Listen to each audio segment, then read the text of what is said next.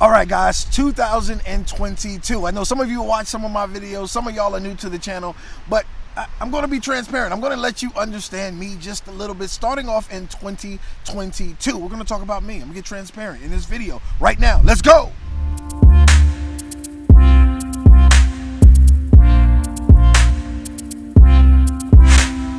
What's up, guys? Welcome to the channel. Welcome back to the channel. Dr. Adrian A. Gentry, aka Dr. Real Estate Jax. And if you're new to the channel, do me a favor, like, subscribe, hit the bell notification as I talk about all things Jacksonville, where to eat, where to live, where to play in this video.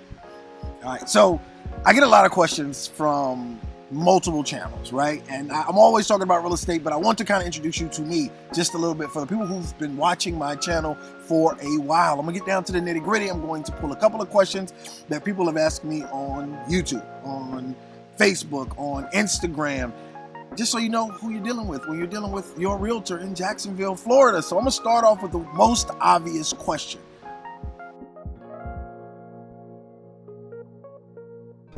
Okay, you know this is a three-part question. What made you get into real estate? What do you love about real estate? And what do you not like about real estate? All right, here we go. This is an interesting one, and I have to explain, so I have to make this one actually long, right? The first time I ever thought about being in real estate when I was about 15, 16 years old. And I remember telling someone at the time I knew absolutely no one in business, guys, no one. And I respected this person. And I told him I wanted to be in real estate, and automatically he began to down me, right? Don't want to be in real estate, it's too risky, it costs too much money.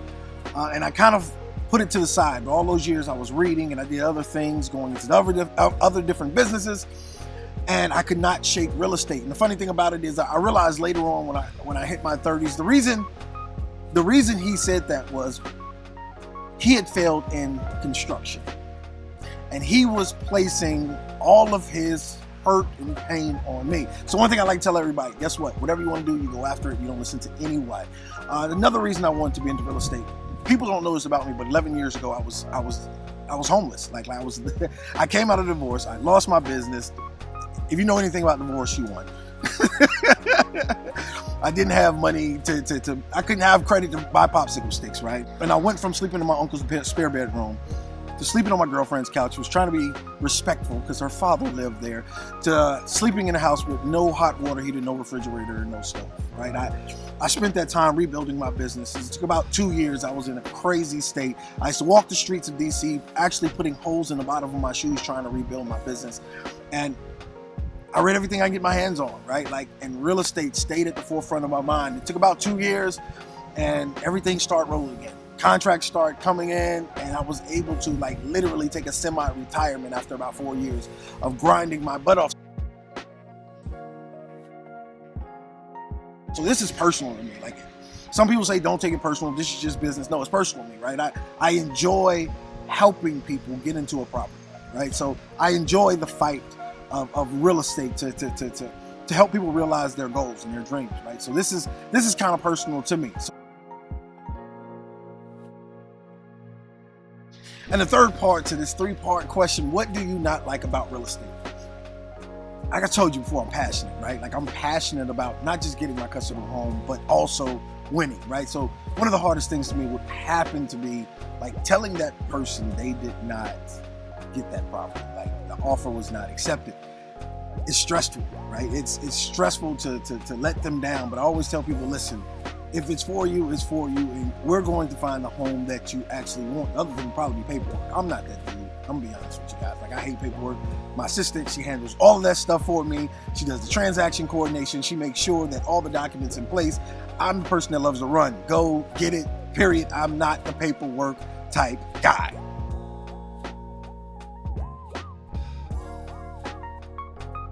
Besides fishing, what is something else you love to do in your downtime? I'm gonna tell you guys, I'm boring. I would say that. I love odd things. I'm a weirdo. So I love pyrography, right? Burning into wood. I love beekeeping. Yes, you've met your first black beekeeper. I love to read. If you walk into my house, you'll see ridiculous amounts of books. So when I'm on my downtime, I'm literally probably stuck in the house like a hermit crab. I'm outside tinkering with the bees. I am relaxing. Fishing, pyrography, reading, that's and food. of course, if you followed my page, you understand that I love food and I love cooking. Those are two things that go down probably too much in my household because let's just say it's a new year. It's gonna be new resolutions. I can't walk around with this food baby forever. But that's pretty much what I do in my downtime. Funniest, craziest Army stories. Wow. You know what? I gotta keep it PG on this channel. I couldn't think of one, but I can tell you what I loved about the Army. One thing I loved about it was the camaraderie. Like I loved when we marched, like everybody in sync, getting it in the early morning rain. Like that was the part about it that I loved. Like you had a brotherhood and sisterhood. Can I say I had a sister? Anyway, it was a brotherhood. Like that's what I enjoyed most about the Army. Now I'm gonna tell you right now, getting up early in the morning and running 5 miles after I had been in the club all night was not the best thing for me. And I can tell you many stories about how that went down in formation, but I'm going to leave that one alone. But I would say the best thing about the military for me, I can't give you the funniest story, the craziest Army stories, because I would implicate too many people. But I will say I loved, the camaraderie of the military.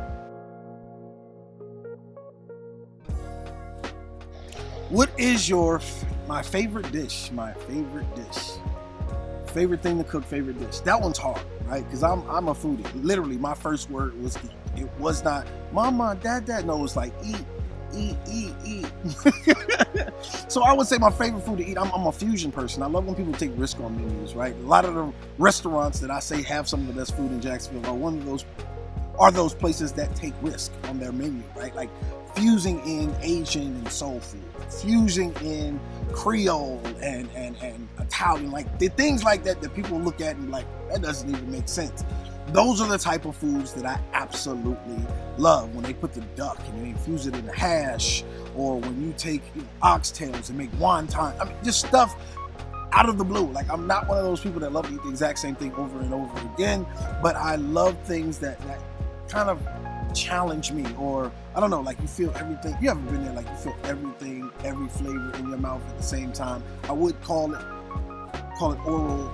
But listen, it's a freaking amazing when all the flavors just bursting. Flavor Town, that's what they said. That's what I love. That's my favorite dishes. The dishes that make you think about them all the way home. Acting. How did I get into acting? Okay, so this has to be from my Facebook, right? Because a lot of people don't know this about me in real estate. So I was called one time to do this show, right? They wanted me to come in and do an audition. They said for some reason they knew me, they thought my personality would fit, and then all of a sudden I'm doing like a SWAT type TV show, right? So I'll show you the pictures. You're probably looking at them right now. My face is still something like that, right? But we did a couple episodes of the show. It was absolutely amazing. It was supposed to be talking to Netflix, and I quite honestly don't know what happened from there. I'm gonna be honest. It was a great experience. I think all the people that were actually on the show, they were actors, right? Like I was just acting like an actor, maybe, but they were actors and they were serious. So every time I'm out there playing, and they're like, "You need to take it serious, Adrian." I'm like, "Bro, just have fun, enjoy the experience. I don't understand why you're so mean-faced right now." But would I act again? Absolutely. Like I thought it was a great experience. It was just fun reading over the lines, doing the SWAT thing. It was absolutely amazing. So yes, I would act again.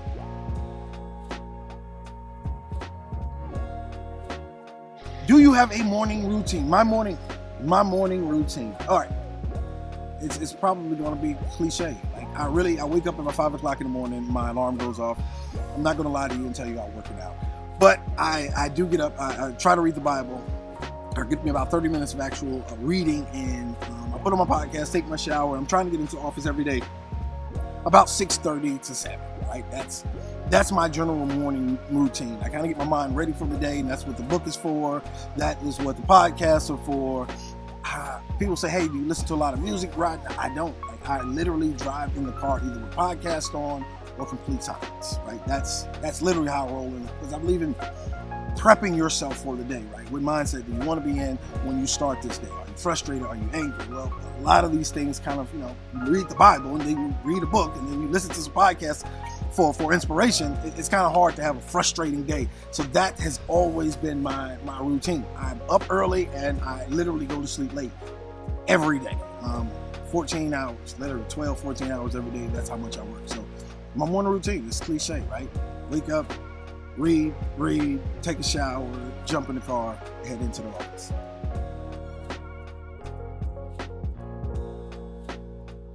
Top pet peeve. Being late. Like I hate it, right? I don't know if I was taught in the military, you know, if you're on time, you're late. If you're 15 minutes, you're on time. Well, that definitely was something that I kind of grabbed onto. Like, I think I'm being rude if I show up and I'm wasting your time. So one of those things I try to do is I'm the person that will show up 30 minutes early, like just so I know I am on time. Pet peeve would definitely have to be late. That is my top pet peeve. A lot of other things, you know, I could say, but I just let those out in the world. But that is definitely one of my top pet peeves.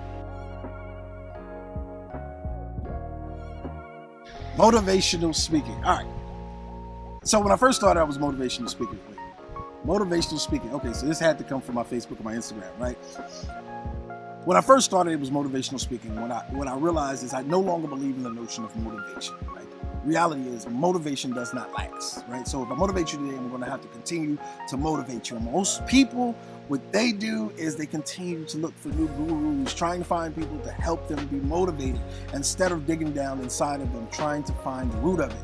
I honestly believe belief systems dictate actions, actions dictate outcomes. So if we can begin to work on belief systems, we can change your actions, and your actions will ultimately change the outcome of everything that you are thinking about doing in life, right? So that's my whole idea of motivation and transformation. And I started speaking, it's interesting, when I was going through a divorce, right? When I was a kid, I seen this guy, and I promise you, like he changed the way that I thought in some ways, right? I looked at him and I remember him doing a speech, and he pulled off his shirt, he talked about his mother dying, and I said, you know what, I'm going to do that. I'm going to do that one day. So about 11 years ago, I really started getting into, first it was motivational, then I realized it was transformational, get into speaking, and I've been able to share with literally thousands of people on stages across the U.S. I absolutely love it. It's one of my passions. It's one of the things I do almost weekly. I go into the jails, I go into detention homes, and I just want to transform somebody's life. Can I switch one belief system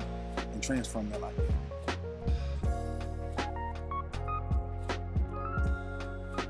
Choose excellence. What does that mean? Why do I say that to every video?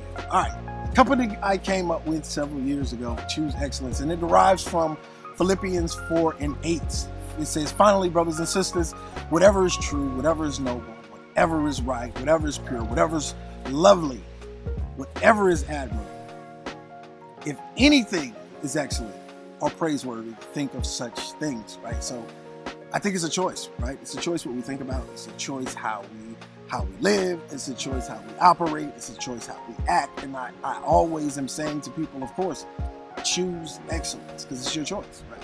You can operate in any capacity that you want to operate in. And that's my catchphrase, like choose excellence. And when I'm speaking, I say I'm the guy that helps you choose excellence in every part of your life. So it only fit that I said at the end of every one of my real estate visits, right? Because I want you guys to choose excellence at everything that you do. So you got to learn a little bit about me. I might do a couple more videos like that, just letting you know more about Adrian. If you have any questions, continue to send them in, and I'll continue to answer them. I like being transparent. I love being vulnerable. I love letting you guys know about me, because I'm going to ask you a whole bunch of questions when you call me and ask me about buying a house or selling a house. So until next time, be great and choose excellence at everything you do.